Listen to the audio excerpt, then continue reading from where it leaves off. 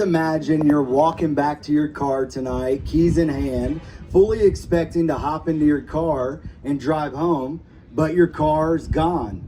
It's just missing. Nothing left but shattered glass where a car used to be parked.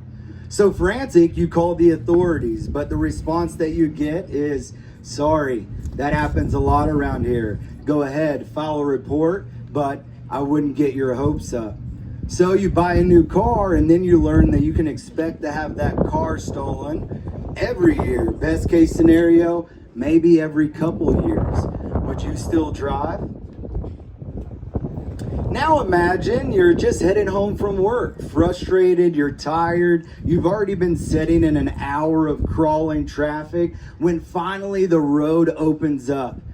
Nothing there. You have the ability to hit the gas, and out of nowhere, the highway just ends. No warnings, no detours, no signs, just a wall of crumbled steel, brake lights, and sheer chaos. Again, in a panic, you call your city.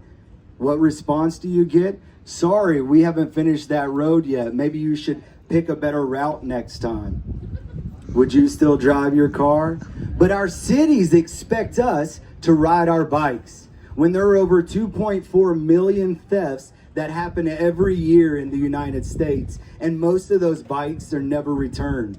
When traffic fatalities with cyclists have gone up 40% in the last 15 years, and our bike paths just suddenly end, forcing us into the traffic or onto the sidewalk or with nowhere to go. Would you ride your bikes? But our cities ask us to ride ours. Welcome to the life of a cyclist. But the real fact of the matter is cities don't just want us to ride, cities need us to ride. Our cities are growing faster than they ever have in recorded history. By 2050, 75% of the global population will live in an urban area. And in the United States, we already take 1 billion car trips every day. And 50% of those trips are within 3 miles, but they contribute over 60% of our total annual emissions. And we spend more time stuck in traffic each year than we do on vacation, and we pay for it. Our tax dollars spend over $250 billion a year just in congestion alone. But our cities want us to ride. Why should we ride when every ride feels more like a risk? My name's Burton, and we have a very simple solution that's taking head on the 3 biggest barriers to cycling: theft, infrastructure, and safety. We believe that every ride should be risk-free. And so what we've done is our Lockstop device transforms any existing public bike rack into a smart security station. Now our riders only need to download the app and they get free, secure, convenient parking where they frequent the most. And our in-app routing prioritizes those low-stress miles, the bike paths, the walk paths that keep cyclists and vehicular traffic as far apart as they can possibly be. And here's where it gets smart. A bike lock that is informing to our city partners.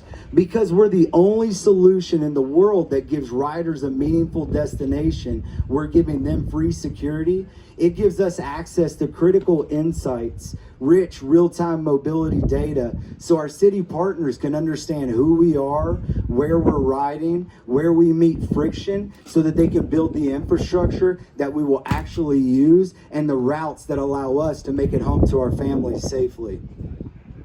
Yes, we do a couple other things because carrying out a 25-pound lock isn't always feasible. We have an in-app bike registry that gives you a 5 times greater chance of having your bike recovered if it is stolen, because riders shouldn't have to depend on luck to get their bike back.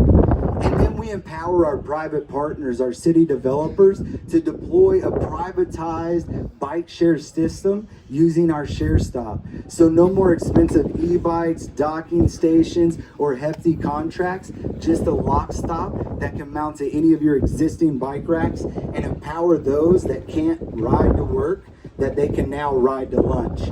And then for our large events, instead of carrying out hundreds or thousands of Lockstop devices, we have a digital bike valet system. For me, I think that tickets are for coats, and so we've given the ability for our partners to check everyone in, understand where your bike is parked, the rack number, the stall number, and who checked you in, giving us confidence to experience our events without the worry of threat or the risk of threat.